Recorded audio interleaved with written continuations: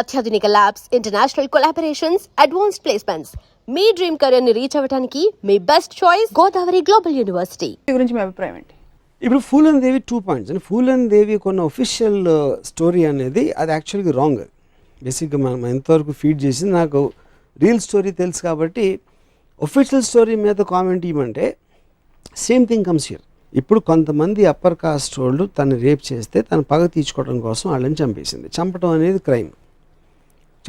Crime కాబట్టి తను dacoit అని వదిలేసి వెళ్ళారు వెనకాల. కానీ అమ్మాయి డెకాయిట్ ఎందుకు అయింది అని పర్సనల్ స్టోరీలోకి వెళ్తే ఇది జరిగింది.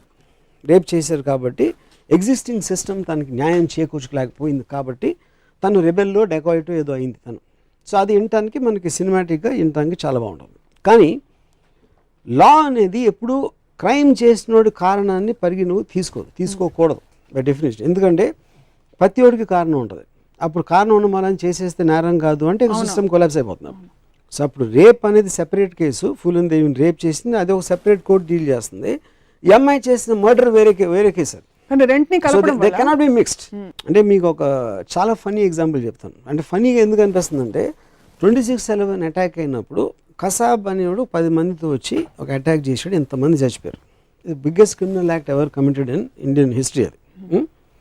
ఛార్జ్ షీట్లు అంటే ఛార్జెస్ తన మీద నేను చూసాను. యాక్చువల్గా 72 కేసెస్ ఉన్నాయి కసాబ్ మీద.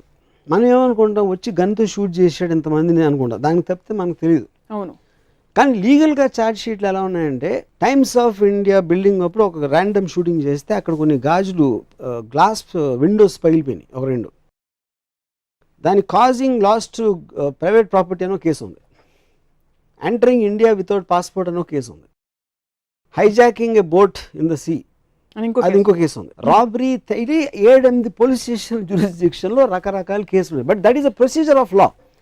కానీ మనకి లోపలికి వచ్చేసి ఒక 70 మందిని చంపిన మనిషి మీద ఎంటరింగ్ ఇండియా వితౌట్ పాస్పోర్ట్ అని సెపరేట్ కేసు పెట్టాలంటే ఇంటానికి నవ్వు వస్తుంది మనకి. ఇంకో అది ఎందుకంటే మనం ఎమోషనల్గా చూస్తాం, ప్రొసీజర్ చూడడం. ఇంకోటి ఏంటి, మొత్తం ఇండియా అంతా 26th అటాక్ జరిగితే 27th నైట్కి కసాబ్ అని తెలిసిపోయింది మొత్తం ఇండియాలో. Judge took 6 months to recognise his Kasab. ఎందుకు? మీడియా చెప్పింది కసాబ్ అంటే మీడియా ఏది చెప్తే అదే అంటే ఇంకా కోర్టు ఎందుకు? అప్పుడు కోర్టు అనేది నా దగ్గరకు వచ్చిన ఎవిడెన్స్ తప్పిస్తే నాకు ఇంకా ఏమీ తెలియదు, ఇక్కడే నాకు తెలియాలి అనేది ఒక బేసిక్ రూల్.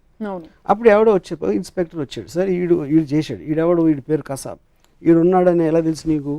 ఫలానా ఈడు చూశాడు ఐ విట్నెస్, ఫలానా వాడు చూశాడు ఐ విట్నెస్. ఆయన పిలిచారు, నువ్వు చూసావేంటి? చూశాను. ఎంత దూరం నుంచి చూసావు? ఇలా ఏం బట్టలు వేసుకున్నాడు? అప్పుడు నువ్వు అక్కడ ఏం చేస్తున్నావు? అప్పుడు నువ్వు తాగేసి ఉన్నావా?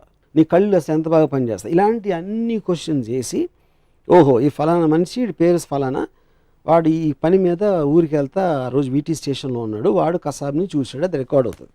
రెండోడు వచ్చి ఆడే అన్ని చెప్పి ఆడేదో బ్లాక్ షర్ట్ అంటాడు, ఆడేమో బ్లూ షర్ట్ అన్నాడు. ఎందుకు ఈ బ్లాక్ బ్లూకి డిఫరెన్స్ ఎలా వచ్చింది?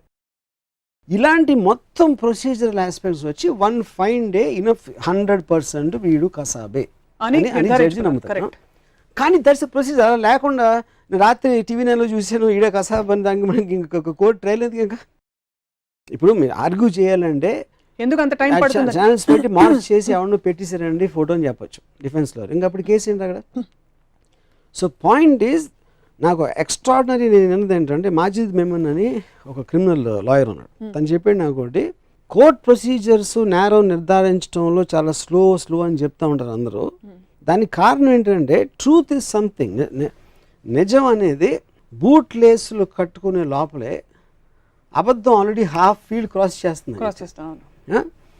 అప్పుడు నిజానికి మనం చాలా టైం ఇవ్వాలి. అవును, నేరం కరెక్టే కాదు నిర్ధారించడానికి. దాన్ని చాలా టైం ఇచ్చి బూట్లు కట్టుకుని అన్నీ చేసి అది గంతులు వేసుకుంటా వచ్చి అబద్ధాన్ని ఎప్పుడు టేక్ ఓవర్ చేస్తుందనే దానికి మల్టిపుల్ రౌండ్స్ వెళ్ళాల్సి వస్తాయి ఒక్కొక్కసారి సేమ్ రేస్ కోర్స్లో. కానీ అబద్ధం అనేది ముందుకు మనం అట్రాక్ట్ చేస్తుంది, ఎందుకంటే పరిగెడుతుంది కాబట్టి. ఆ హ్యూమన్ నేచర్ ఆస్పెక్ట్లోంచి ఆ ఎమోషనల్ రియాక్షన్ నుంచి న్యాచురల్ రియాక్షన్కి రావడానికి ఈ ప్రొసీజర్ అని చెప్పాడు. సో ఇంత ప్రొసీజర్ నిర్భయ కేసు జరిగిన తర్వాత కూడా ఇంతమంది చెప్తూ ఉంటే కూడా కోర్టులు ఇంత టైం పడుతున్నాయని చెప్పి మీడియా దుమ్మెత్తి పోసింది, జనం కూడా ధర్నాలు చేస్తారు. కరెక్ట్. దానికి అంటే నాకు నా మోర్ ఇంపార్టెంట్ క్వశ్చన్ ఏంటంటే, అంత గొడవ చేసి అన్ని చేశారు, ఒకటి వాళ్ళకి సొల్యూషన్ తెలియదు. ఇప్పుడు డెమోక్రసీ అనేది చాలా చండాలం అని ఒక చెప్పాడు. కానీ మిగతా ఎంతగానో చండాలం అని చెప్పాడు. సో పాయింట్ ఏంటంటే ఒకటి మీరు కంప్లైంట్ చేస్తున్నారు, ఏంటిది ఎంత లేట్ అవుతుంది అది ఇదని. సార్ నిన్ను పెట్టేస్తాను జడ్జిగా నువ్వు ఏమన్నా చేస్తావా అంటే అప్పుడు ఏం చేస్తాడు? Obviously everything is coming in a certain, మనకి you are what you deserve. మనకి రోడ్లు బాగుండవు, అవును, లేకపోతే ఇంకోటి మనకున్న పాలిటీషియన్స్ అసెంబ్లీలో పార్లమెంట్ ఎలా బిహేవ్ చేస్తారో చూస్తాం. ఉట్టి జ్యుడిషియరీ బెటర్గా ఉంటుందంటే ఎందుకు ఉంటుంది? And everything is representative each other in any society. So ఇప్పుడు నిర్భయ కేసుకు వచ్చేసరికి ఇంత కర్కోటకంగా ఎదుగురు చేశారు. దాంట్లో అన్నిటికన్నా చండాలుడు ఫలానా ఒకడు జూనియర్ ఈజ్ ఏ జూనియర్ అంటే ఈజ్ నాట్ రీచ్ 18. వాడు రోడ్ల మీద పడుకున్నాడు, రోడ్ల మీద ఫుట్పాత్ల మీద పడుకుని వాడు ఇప్పుడు జువెనైల్ హోమ్లో వాడికి సెపరేట్ రూము, టీవీ, ఫ్యాన్ అన్నీ ఉన్నాడు. ఎందుకు? వాడిని సెంటెన్స్ చేసింది జువెనైల్ హోమ్. ఆ జువెనైల్ దాంట్లో లాస్ ప్రకారం ఒక డేంజరస్ క్రిమినల్ అనుకునేవాడికి వాడికి సెపరేట్ రూమ్ ఇస్తారు, మిగతా వాళ్ళకి డమ్లో పడుకోబెడతారు. అంటే వాడికి అంతకు ముందు ఉన్న లైఫ్ కన్నా చాలా బెటర్ లైఫ్లో ఇచ్చారు. ఎందుకు? ఆ ప్రొసీజర్ వలన.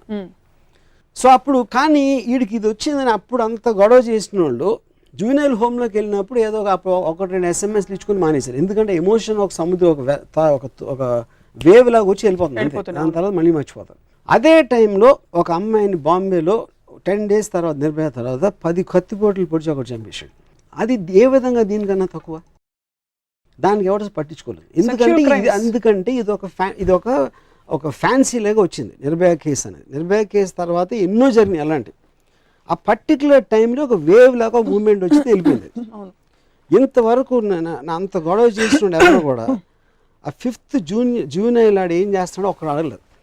అదే నాట్ ఇంట్రెస్టెడ్, అయిపోయింది. అదేదో వచ్చింది ఆ టైంలో సినిమా చూసారు, భలే ఉంది, సూపర్ హిట్ అయిపోయింది, వచ్చేసాం, అంతే అయిపోయింది.